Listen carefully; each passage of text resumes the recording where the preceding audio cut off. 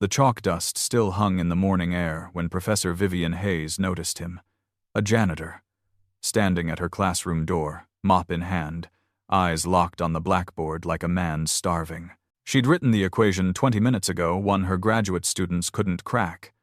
Now this man in a stained uniform stood frozen, lips moving silently, fingers twitching as if solving it in the air. Vivian's heels clicked sharply as she approached. Her voice dripped with mockery that made her students lean forward. "Solve this equation, and I'll marry you." Laughter erupted. The janitor's hand trembled. But not from fear. He set down his mop, walked to the board, and picked up the chalk. What happened next would shatter everything Vivian believed about genius, dignity, and the brilliance hiding in plain sight. Raymond Cole had been invisible for 8 years. Students passed him in hallways. Professors nodded absently when he emptied their trash bins. He wore the navy blue uniform of Westfield University's maintenance staff and kept his eyes down. That was the rule. Don't make eye contact. Don't remind the brilliant minds around you that you exist in the same space they occupy. It was easier than explaining. Easier than remembering who he used to be. But this morning was different. As Raymond pushed his cart past Lecture Hall B, he heard Professor Vivian Hayes's voice cutting through the half-open door. Sharp, confident. He'd seen her around campus always impeccably dressed, always moving with purpose. She was brilliant, everyone said. Everything he'd been supposed to become. Through the door's window, he could see the blackboard. The equation sprawled across it in Vivian's neat handwriting, all elegant curves and precise notation. The kind of problem that should have taken hours to solve. And Raymond saw it. Instantly. Completely.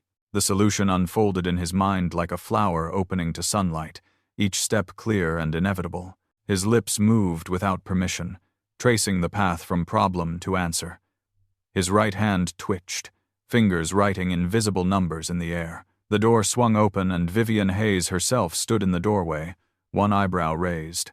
Behind her, 20 graduate students stared. Raymond's face burned. "Can I help you, janitor?" The word dripped with condescension. "Are we disturbing your cleaning schedule? Or perhaps you've developed a sudden interest in differential topology?" The students laughed. Something in Vivian's eyes, a glint of superiority, of absolute certainty that he was beneath her. Notice ignited something Raymond had buried for 8 years. Pride. Raymond started, his voice rough. He cleared his throat. "May I?" He gestured toward the blackboard. Vivian's laugh was crystalline, musical, utterly dismissive. She turned to her class with exaggerated surprise. "Oh, this is wonderful. Our janitor wants to solve the Poincaré conjecture variant I've been working on for 6 months. Please, by all means." She swept her arm toward the board in mock invitation. "Solve this equation, and I'll marry you." The classroom erupted in laughter. Students pulled out their phones, anticipating the embarrassment. But Raymond didn't run. His hands were shaking now, not from fear but from something deeper, a tremor of recognition, of coming home to a part of himself he'd tried to kill. He set his mop carefully against the wall.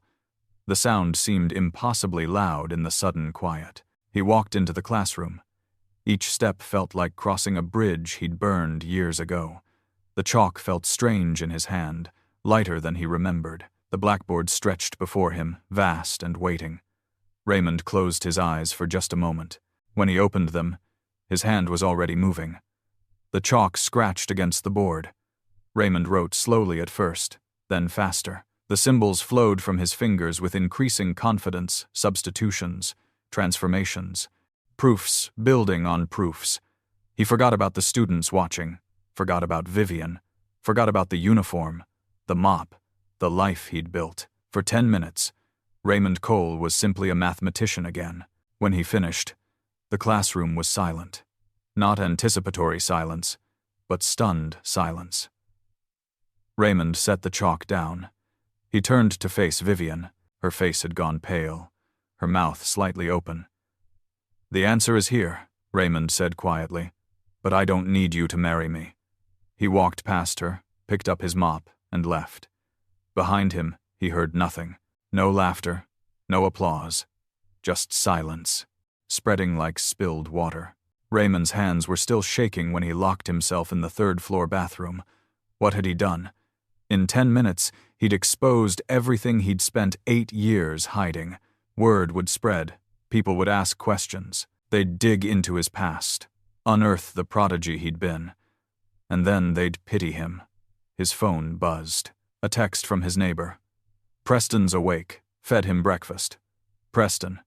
His reason for everything.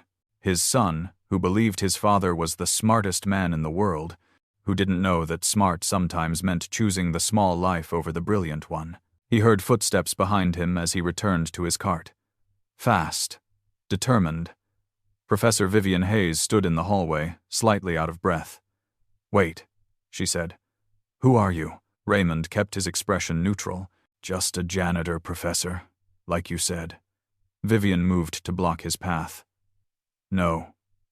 No one just solves that equation. I've been working on it for 6 months. That solution that's not something a janitor knows." Raymond felt a flash of the old anger. "Maybe you should pay more attention to janitors, then." Vivian's eyes narrowed. "Tell me your name. Your full name." Raymond hesitated. "Raymond Cole.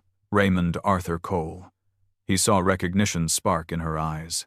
"No," Vivian breathed. "That's not possible." Raymond Cole disappeared. He was at MIT, on track for full professorship, published groundbreaking papers before 25, and then she stopped, staring at his uniform. "What happened to you?" The question wasn't cruel now. It was genuine.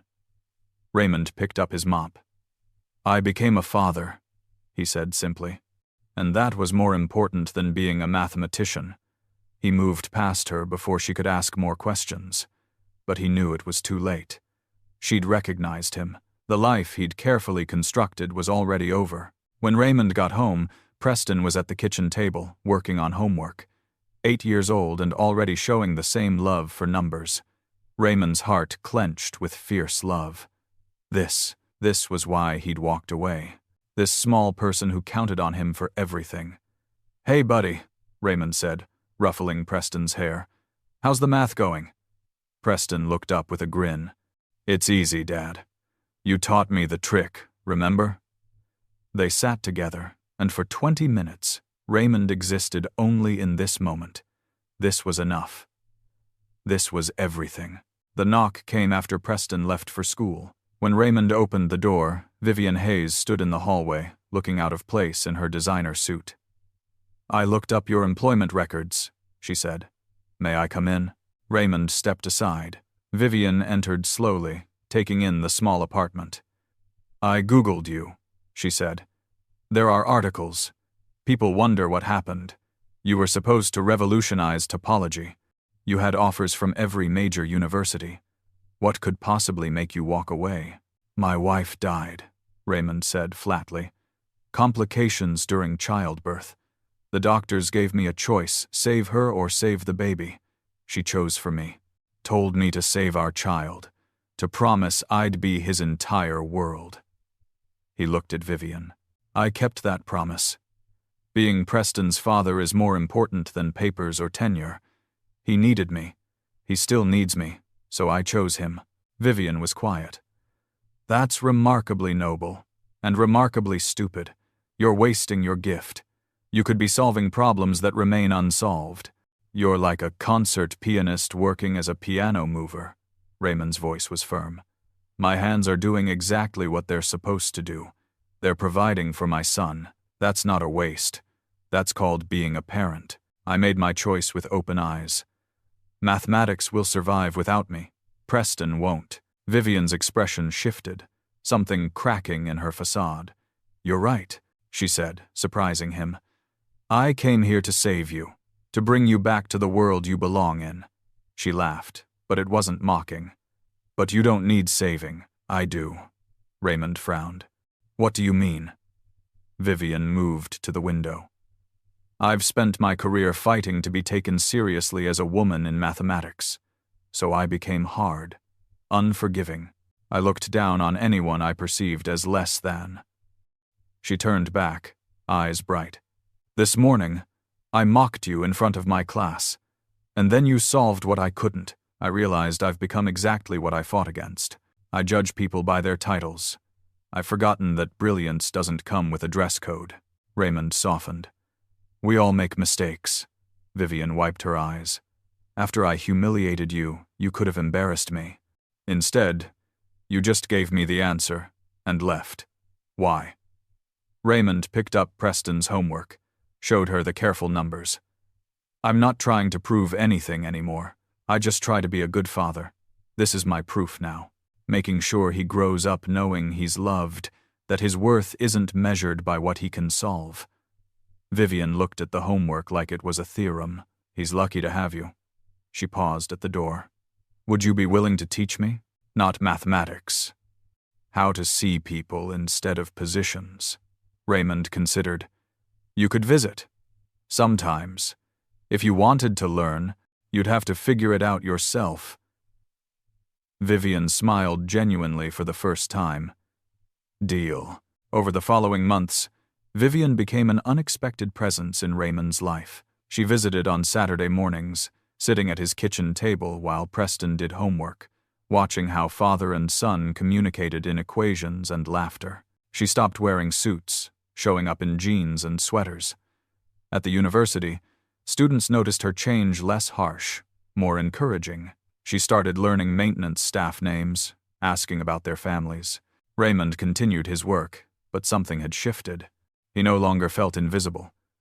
Students nodded in hallways. One freshman, struggling with a problem, asked Raymond for help. He showed the kid a trick for seeing patterns, and the boy's face lit up with understanding. Maybe his two worlds could coexist after all. Preston noticed too. "That professor lady comes over a lot," he said one evening. "Is she your friend?" Raymond considered. "I think so. She's learning some things." Preston nodded, accepting this easily. "She's nice. She explained the Pythagorean theorem to me with pizza slices." Raymond smiled. Vivian was learning indeed how to teach with joy instead of intimidation. Time moved steadily. Preston grew, adding inches, losing teeth, gaining confidence. Raymond kept his routine cleaning the university, coming home to help with homework, being the steady presence his son needed. Vivian kept visiting, kept learning, becoming someone softer than the woman who'd mocked a janitor in her classroom. Then came the spring math competition. Preston qualified for the advanced division. Raymond took the day off to watch, his heart swelling as his son tackled problems with focus and joy. Preston came in third, remarkable for an 8-year-old competing against 12-year-olds. But the winning didn't matter. What mattered was Preston's face, shining with joy at having tried. After the ceremony, Vivian found them. She'd come without being invited. "That was amazing," she told Preston, crouching to his level. "The way you approached problem 17, I use that same technique. You're a natural." Preston beamed. "Dad taught me. He's really smart." Vivian glanced at Raymond. "Yes, he really is." As they walked to the parking lot, Preston between them chattering about the problems, Raymond felt something settle in his chest. This was success. Not papers published, but a child confident and happy, a friendship built on honesty, a life that had room for both mathematics and love. That evening, after Preston was asleep, Raymond sat at his kitchen table with an old textbook.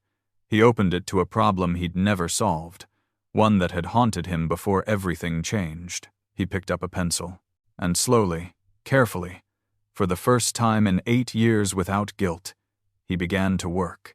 Not because he had to, but because part of him still loved this. The solution came slowly. It took 3 hours, but when he finished, Raymond felt complete. Not because he'd solved the problem, but because he'd allowed himself to try. 2 years passed. Preston turned 10, thriving at his new school, Brookfield Academy, a place for gifted students on full scholarship. But one evening he came home quiet, eyes red. "What happened?" Raymond asked. Preston shrugged, trying to be tough. "Some kid asked what you do. I said maintenance. He laughed. Said his dad's a surgeon, and asked if your job even requires a brain. Preston's voice cracked. I told him you're the smartest person I know. That you could have been a famous professor but chose to be my dad. He said that was stupid. Tears fell. Is he right, Dad? Did I make you give up everything? Raymond pulled his son close. Listen to me. That kid is wrong. Choosing you wasn't giving up. It was choosing up. It was choosing the thing that mattered most. He pulled back to look at Preston's face. You didn't make me give up anything. You gave me everything. Preston wiped his eyes. Really? Raymond nodded. Really. And that kid will learn eventually that value doesn't come from job titles. Some people learn it early. Some never learn at all. But you know it now, at 10 years old, and that makes you richer than he'll ever be. Years continued. Preston excelled at Brookfield, making honor roll, winning small awards, but more importantly becoming kind and thoughtful. Raymond watched his son grow and saw his wife in every gesture. He'd kept his promise. Their son was good. Raymond had found peace. He still worked as a janitor, but he'd also started publishing again, not under his own name, using a pseudonym. His work appeared in journals, solutions to problems that had stumped others. People theorized about this mysterious contributor. Raymond found it amusing. He didn't need the credit. He just needed the work. Vivian knew, of course. She'd figured it out within months, recognizing his style in the proofs. But she kept his secret, understanding that Raymond needed this separation between his worlds. You're ridiculous, she told him once. You could have recognition, respect, everything you gave up, and you choose anonymity. Raymond shrugged. I have recognition where it matters. Preston knows who I am. You know. Mrs. Chen next door knows I'm reliable and kind. That's enough. Vivian shook her head, but she was smiling. You're teaching me still, she said. On Preston's 12th birthday, Raymond made a decision. He took his son to the university on a Saturday when the campus was quiet. They walked through the mathematics building together, Raymond pointing out classrooms where he used to study, offices of professors who'd taught him. Preston listened, fascinated, asking questions that showed he'd inherited not just his father's gift for numbers, but his curiosity, his hunger to understand. They stopped outside the lecture hall, where Vivian had mocked Raymond 4 years ago. This is where it happened, Raymond said, where I decided to stop hiding. He told Preston the whole story, the equation, the mockery, the moment he'd chosen to step forward instead of back. I was scared, Raymond admitted. Scared of being seen, scared of failing, scared of letting you down. But I was more scared of teaching you to be ashamed of who you are. Preston looked at the door for a long moment. That kid who laughed at me, he said finally. He apologized last week. Said his dad told him that jobs don't define people, and he was sorry for being mean. Preston grinned. I told him it was okay, that everyone makes mistakes. That's what you always tell me. Raymond felt his chest swell with pride. That's right, buddy. That's exactly right. They walked on, and Raymond showed Preston the bathroom he cleaned every morning, the offices he emptied trash from, the hallways he mopped. Is it weird, Preston asked, being here as a janitor when you used to be a student? Raymond considered. Not weird, different, but not bad different. I see things I didn't see before. I understand that every job matters, that every person has worth. That's not a lesson I could have learned any other way. Preston was quiet as they left the building. Then he said, When I grow up, I want to be like you. Raymond stopped walking. You want to be a janitor? Preston shook his head. I want to be someone who knows what matters. Someone who chooses the hard right thing instead of the easy wrong thing. Someone who sees people. He looked up at his father. That's what you are. That's what I want to be.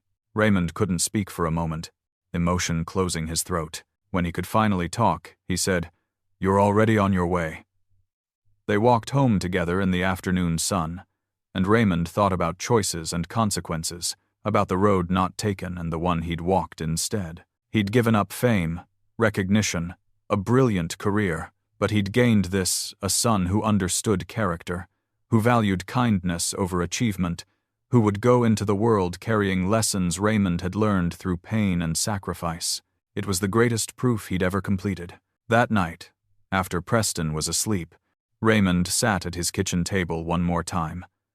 In front of him was a letter, official-looking, with MIT's seal embossed on the envelope. Vivian had brought it earlier, her face carefully neutral. "You don't have to open it," she'd said. "But I think you should know that Dean Morrison hasn't forgotten you. He's watched your anonymous publications. He knows it's you. And he's made an offer." Raymond had put the letter aside until now. He opened it slowly, read the words that offered him everything his younger self had dreamed of. Full professorship, research position, freedom to publish under his own name, acknowledgement of the years he'd spent contributing anonymously, a salary that would let him and Preston move to a bigger apartment, that would give Preston opportunities Raymond couldn't currently afford. It was generous. It was tempting. It was everything he'd walked away from. But it was also 18-hour days and weekend conferences, and a life lived in equations instead of moments. It was missing Preston's school events and being too tired to help with homework and becoming the kind of father who provided everything except presence. Raymond had been that person once, or had been on track to become him. He'd learned, painfully, what that cost. The letter promised he could have both career and family. But Raymond knew better. You couldn't serve two masters equally. One would always come first. He picked up a pen and began to write his response. Not a rejection, not exactly. An counter-proposal, part-time consulting, remote work, projects he could do from home, on his own schedule, without sacrificing the hours that Preston still needed him.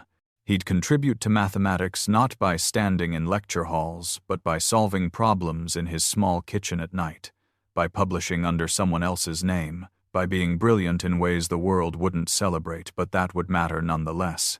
It wasn't what they were offering, but it was what he could give, without losing what mattered most. He sealed the letter and set it aside. Tomorrow he'd mail it. Tomorrow he'd likely get a polite refusal. MIT didn't do part-time for people of his caliber. Tomorrow his door would close again on the life he might have had. But tonight, Raymond felt peace. He'd made his choice again, consciously and clearly, and it was still the right one. It would always be the right one. Preston was his greatest proof, his most important work, his most lasting contribution to the world. Everything else was commentary. Vivian visited the next evening, saw the sealed letter on the table. "You're sending it?" Raymond nodded. She picked it up, hefted it like she could sense what was inside. "They won't accept your counter-proposal. You know that, right? MIT doesn't do half measures with minds like yours." Raymond smiled. "I know, but I had to try. Had to see if there was a way to have both. I suspect there isn't. Not yet. Maybe when Preston's older, more independent. Or maybe never. And I'm okay with that." Vivian sat heavily. "I'm not sure I understand you. Most people spend their lives chasing what you're turning down." Raymond poured them both coffee. The ritual so familiar now. "Most people," he said gently, "haven't held their dying wife's hand and promised to make their child's life their masterpiece. Most people haven't had to choose between two impossible things and learn to live with the consequences. I have. So I know what I'm choosing. And I know what I'm losing. And I've made peace with it." "You're a better person than I am," Vivian said quietly. Raymond shook his head. "I'm just a person who learned what mattered the hard way. You're learning it too, a different way. Neither of us is better. We're just trying to solve different problems." He sipped his coffee. "You've changed so much in 4 years. You're not the woman who mocked a janitor anymore. You're someone who sees people, who teaches with kindness, who understands that brilliance comes in many forms. That's its own kind of evolution." Vivian smiled through tears. "I had a good example."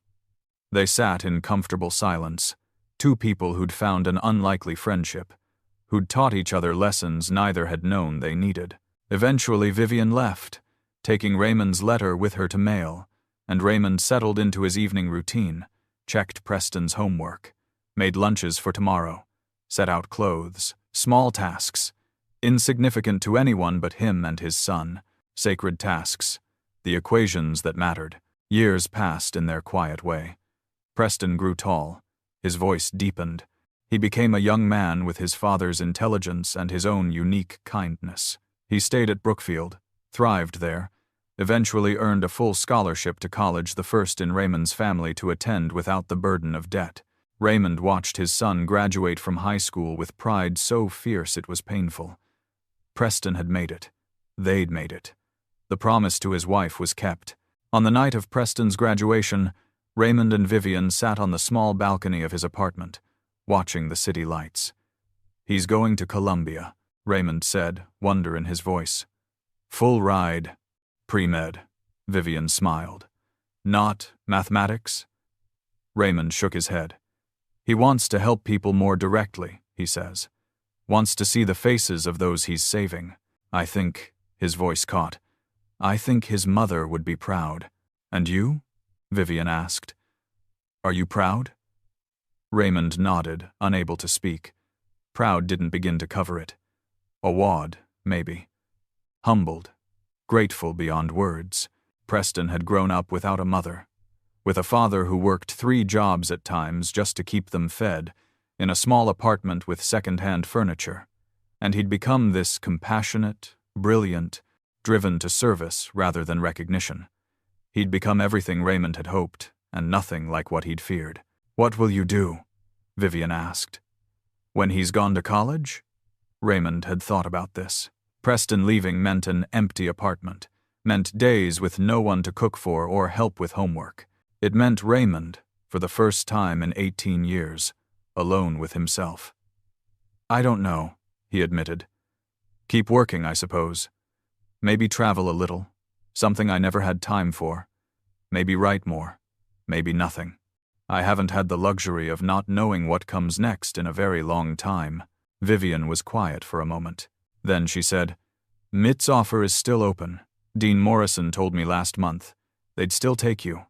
You could finally have the career you gave up." Raymond looked at her. "Are you suggesting I should go?" Vivian shook her head. "No. I'm suggesting that maybe now, with Preston grown, you could choose both. Could be a mathematician again without sacrificing being a father. Preston will always need you, but not in the same way.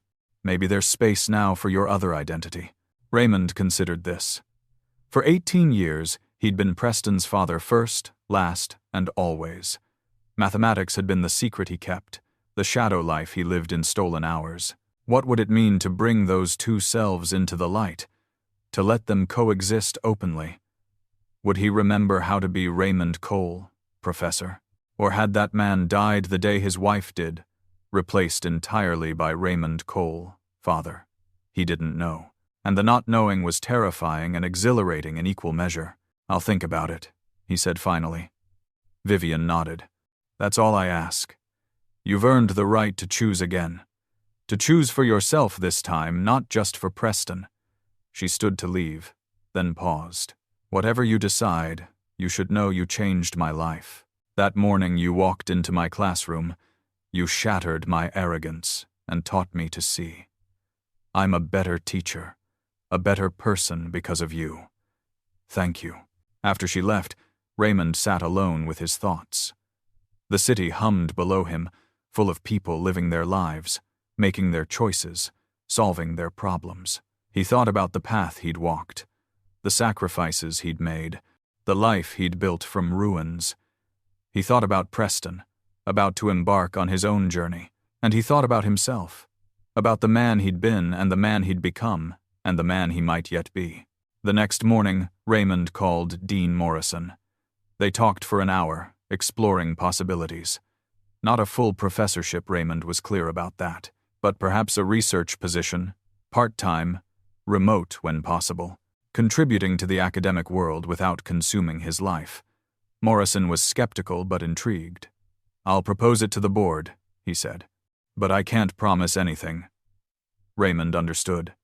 He was asking for something outside normal structures, something tailored to a life that didn't fit neat categories. It might not work, probably wouldn't work, but he'd tried. Preston's last summer at home was sweet and painful. They cooked meals together, watched movies, talked late into the night about everything and nothing.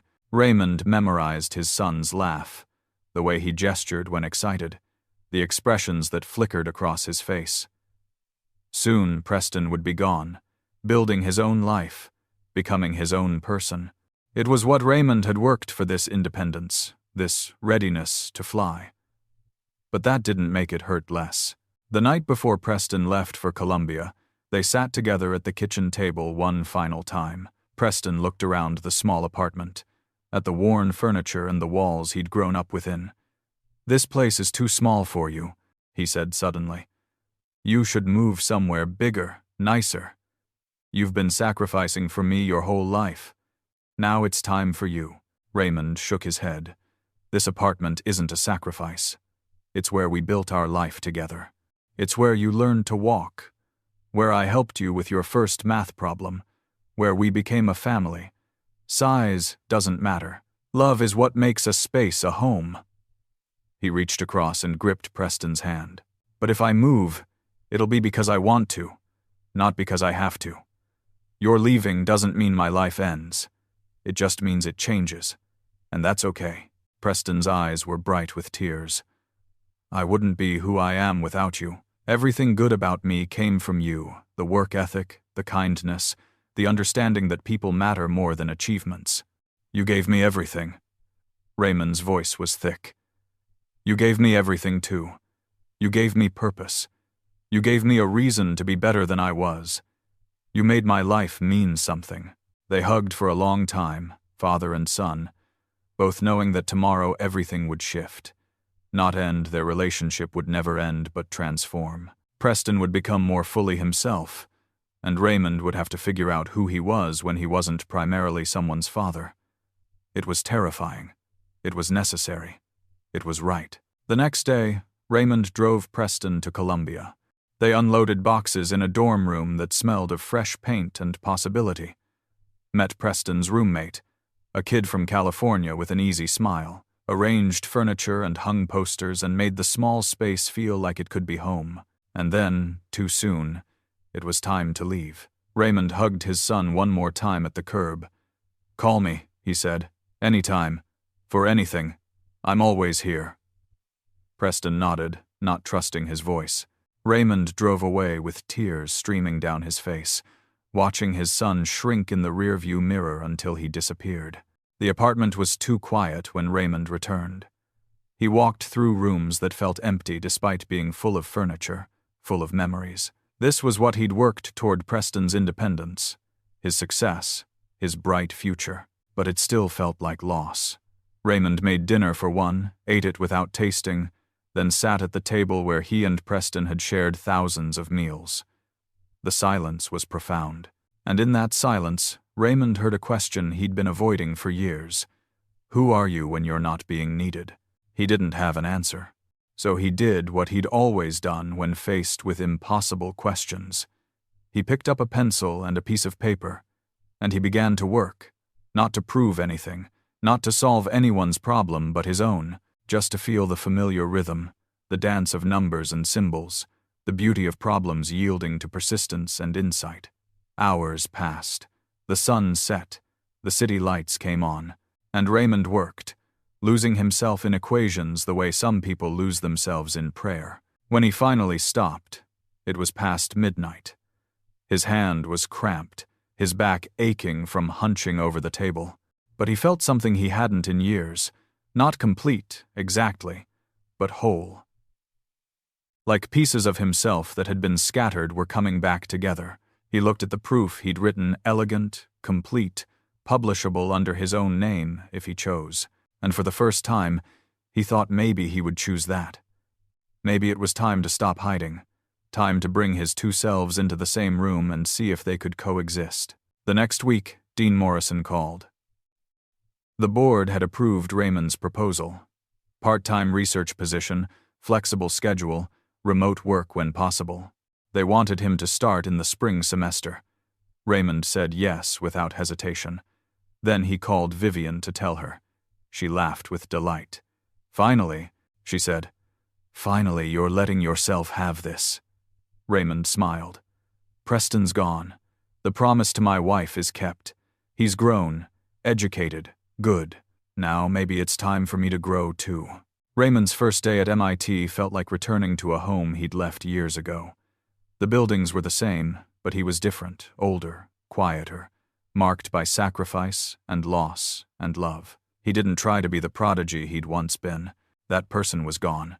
Instead, he was something new, a man who'd lived, who'd chosen differently, who understood that brilliance meant nothing without humanity. His colleagues treated him carefully at first, unsure how to interact with this legend who'd vanished and returned changed. But gradually, they learned that he was kind, approachable, that he treated graduate students with respect, that he saw maintenance staff and acknowledged their worth. He kept his apartment, kept his janitor job part-time because he liked the work, liked the reminder of where he'd been. His colleagues thought it strange, but Raymond didn't care. He'd spent too many years worrying about what people thought. Now he just lived according to his own understanding of what mattered. He split his time between mopping floors and publishing papers, between manual labor and theoretical breakthroughs. To some, it looked like cognitive dissonance. To Raymond, it was integration. He was finally, completely, himself. Preston visited during Thanksgiving break. He'd grown in just months, not taller, but more confident, more himself. He told stories about classes and friends, about the challenges of pre-med, about dreams of specializing in pediatrics, because he wanted to give other kids the kind of care his father had given him. Raymond listened with his whole heart, proud beyond measure. After dinner, Preston saw the MIT badge on Raymond's jacket. "You did it," he said quietly. "You went back." Raymond nodded. "Time was right. I'd kept my promise to your mother. Now I could keep a promise to myself." Preston hugged him suddenly, fiercely. "I'm proud of you, Dad. Not for going back to MIT, for knowing when, for choosing yourself without losing yourself. That's the hardest equation there is." Raymond held his son and thought about equations mathematical, personal, impossible. He'd spent 18 years solving the problem of how to be a good father. Now he was solving the problem of how to be a whole person. Both were harder than any theorem he'd ever proved. Both were more important. Years continued to pass, each one building on the last. Raymond published under his own name now, his papers appearing in prestigious journals, his reputation slowly rebuilding. But he was known for something else, too, for his kindness, his mentorship, his insistence on seeing and valuing every person regardless of their position. Graduate students sought him out not just for his mathematical brilliance, but for his wisdom about life, about balance, about what really mattered. He told them his story sometimes about walking away, about choosing differently, about the cost and value of sacrifice. Some understood, others didn't. That was okay. Vivian retired from teaching at 65, but she and Raymond remained close. They collaborated on papers sometimes, met for coffee regularly, had become the kind of friends who didn't need words to communicate. She'd never married, never had children, and sometimes Raymond saw regret in her eyes, but she'd built a different kind of legacy, hundreds of students who'd learned from her not just mathematics but humanity, who carried her lessons into the world. "You saved me," she told Raymond once. "That morning in my classroom. You showed me who I was becoming, and I didn't like it. So I changed. Everything good in my life since then came from that moment." Raymond shook his head. "You saved yourself. I just held up a mirror." But he understood what she meant. Sometimes salvation came from unexpected places, from janitors in doorways, from equations solved in moments of pride and anger, from choices that looked like endings but were really beginnings. They'd saved each other, really. She'd given him permission to be both things, father and mathematician. He'd given her permission to be human. Fair exchange. Preston graduated medical school with honors, matched at a top hospital for his residency. Raymond attended the graduation, his face aching from smiling. Preston had done it. Against odds, despite obstacles, through determination and intelligence. and the values Raymond had worked so hard to instill. His wife would have been so proud. Raymond felt her presence sometimes, in quiet moments, like she was watching, like she was smiling. He'd kept his promise. Their son was everything they'd hoped. At the reception after graduation, Preston introduced Raymond to his girlfriend, a kind-faced young woman named Jennifer who worked in social services, who looked at Preston like he hung the moon. "Your son talks about you constantly," she told Raymond. "How you sacrificed everything for him. How you taught him what matters. He wants to be the kind of father you are someday." Raymond's eyes stung. "He'll be better," he said. "He'll have advantages I didn't. He won't have to choose between career and fatherhood the way I did. He can have both." Later, Preston pulled Raymond aside. "I got you something," he said, handing over a small, wrapped box. Raymond opened it to find a photograph in a simple frame. It was from 18 years ago, Raymond holding newborn Preston in the hospital, hours after his wife had died. Raymond looked young in the photo, shell-shocked, terrified, but also determined. The love on his face was visible even through the grief. "I found it in Mom's things when I was packing for college," Preston said. "I wanted you to have it, to remember." "I remember," Raymond said, his voice breaking. "Every day, every choice, every moment." He looked at his son, this brilliant, compassionate young man he'd raised alone. "I remember being terrified I'd fail you, that I wasn't enough, couldn't be enough, that you needed more than I could give." Preston gripped his shoulder. "Dad, you were everything. You are everything. Look at me." He gestured to himself, to his accomplishments, to the life he'd built. "This is your proof. This is your greatest work, not your papers or your theorems. Me, us, what we built together." Raymond pulled Preston into a hug. This young man who'd been a 3-day-old baby in his arms, who he'd raised through toddler tantrums and teenage rebellion and everything in between. "I'm so proud of you," he whispered. "Not for medical school or honors or any of it. For being kind, for being good, for understanding what matters. That's all I ever wanted for you." They held each other in the crowded reception hall, two men who'd survived loss and hardship together, who'd built something beautiful from tragedy. On the drive home, Raymond thought about equations again. The universe was made of them, elegant, inevitable, beautiful. But the most important equations weren't on blackboards or in journals. They were in moments like this. Love plus sacrifice equals growth. Pain plus time equals healing. Choice plus consequence equals character. He'd spent his life solving problems, but the problems that mattered most couldn't be written in symbols. They could only be lived, day by difficult day, until eventually you looked back and saw the pattern that had been there all along. Raymond continued teaching at MIT, but with a different focus now. He started a program for non-traditional students, for people like he'd been brilliant minds from unexpected places who'd been overlooked or dismissed because they didn't fit the standard profile. He brought in guest speakers from all walks of life, people who proved that intelligence and worth weren't measured by degrees or positions. A janitor who'd invented a cleaning solution that revolutionized hospital sanitation.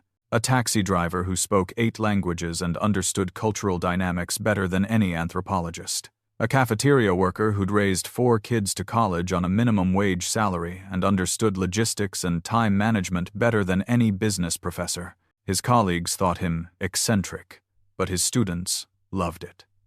They learned that problems existed everywhere, that problem solvers came from anywhere, that the boundaries between disciplines and classes and categories were artificial and limiting. They learned to see people, and in learning to see, they became better mathematicians, better scientists, better humans.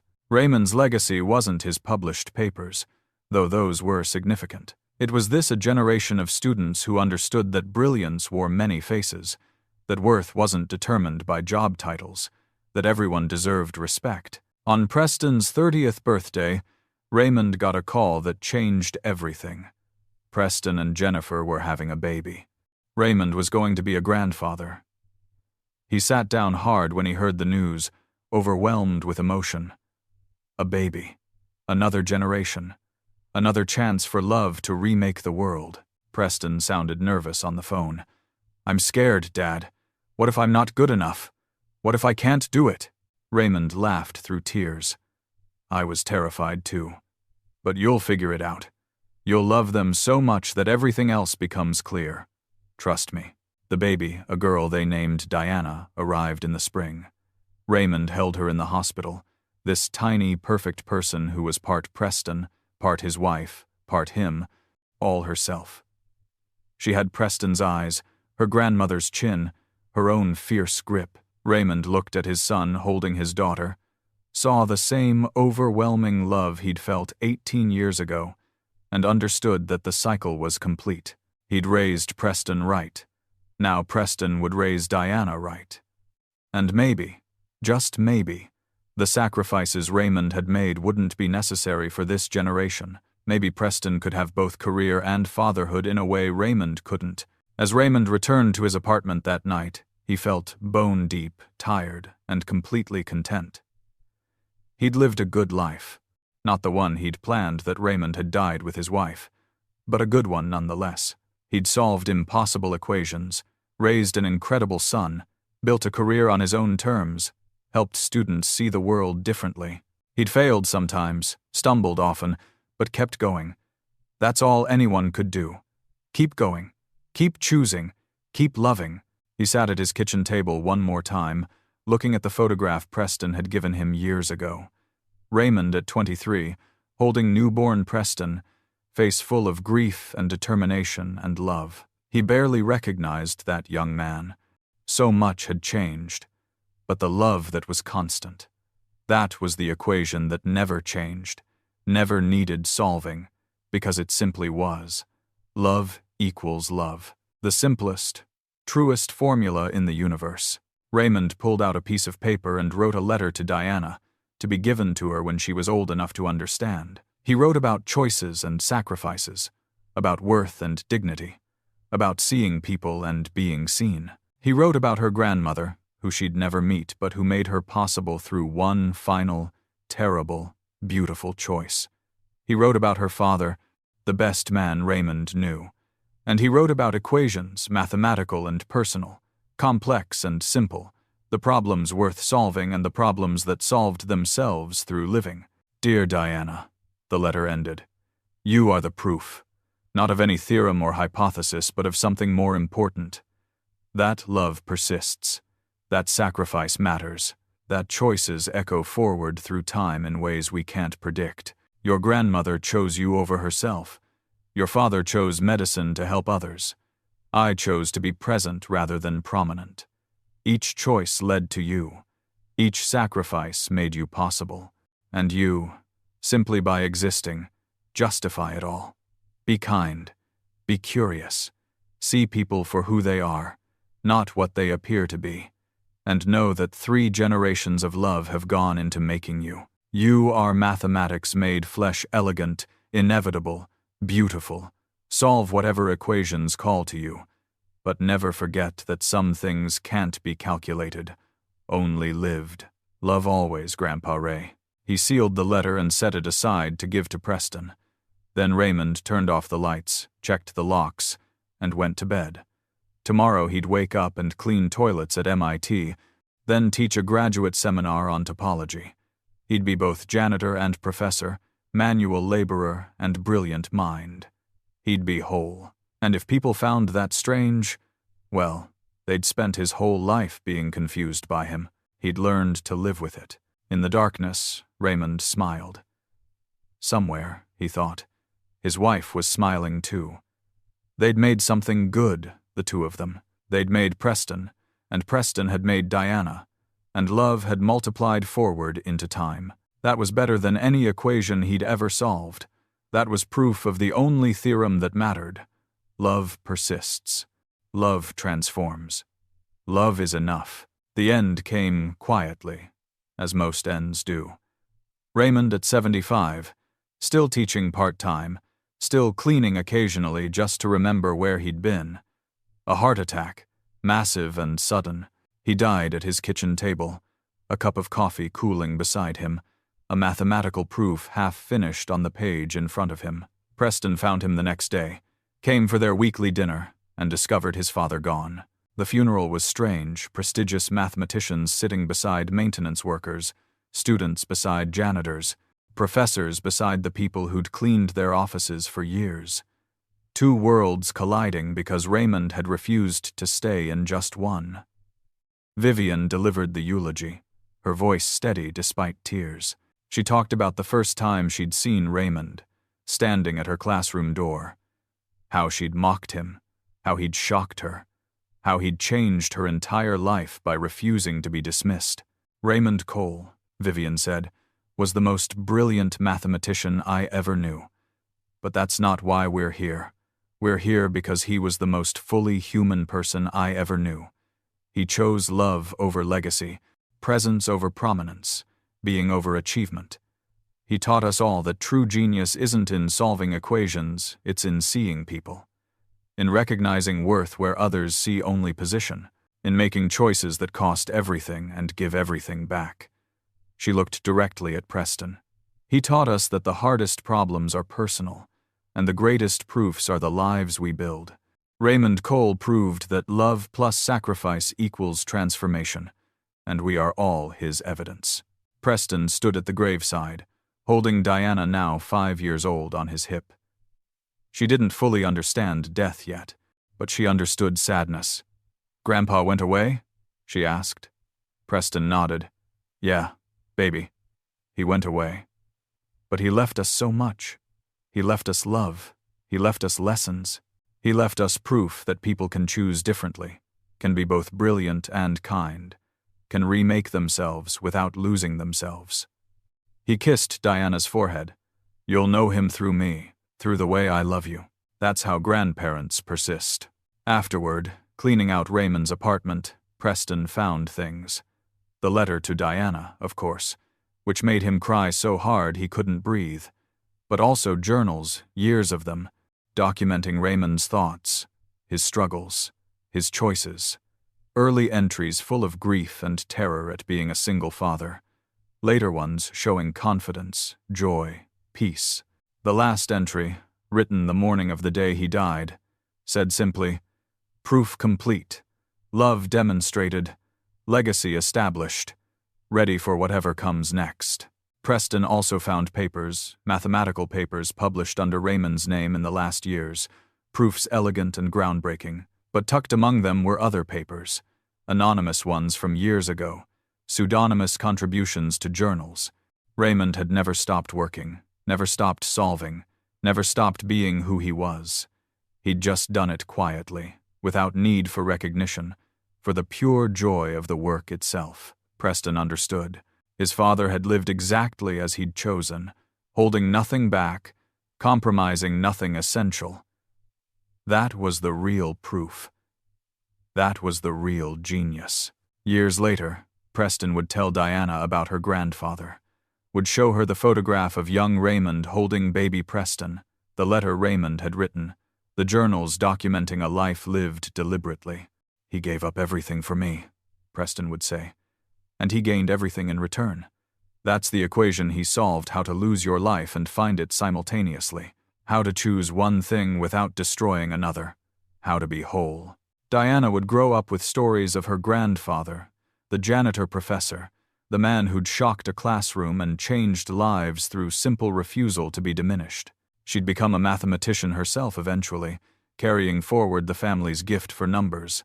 But more importantly, she'd carry forward Raymond's other gifts, seeing people, choosing love, understanding that worth comes from character rather than achievement. She'd be brilliant and kind, achieving and present, exactly as her grandfather had taught through example. And sometimes, when Diana solved a particularly difficult problem, she'd look up from her work and imagine she could see him, not young Raymond the prodigy, not old Raymond the professor, but Raymond in that moment when he'd set down his mop and picked up chalk, when he'd chosen to be seen rather than invisible, when he'd solved an equation and proved that brilliance exists everywhere if you're willing to look. She'd see him clearly, and she'd understand. The greatest proofs aren't written on blackboards, They're written in lives transformed, in love multiplied forward, in choices that echo through generations. Raymond Cole had solved the hardest equation of all: how to live fully, love completely, and leave behind something more lasting than theorems. He'd proved that worth isn't determined by position, that sacrifice isn't loss, that choosing one thing doesn't mean destroying another. He'd demonstrated through his entire life that genius is wasted if it isn't paired with humanity, that intelligence means nothing without compassion, that being brilliant matters less than being good. And in the end, that was enough. More than enough. It was everything. The equation balanced. The proof was complete. Love persisted. Raymond Cole had lived, and his living had mattered, and that was the only theorem worth proving. QED.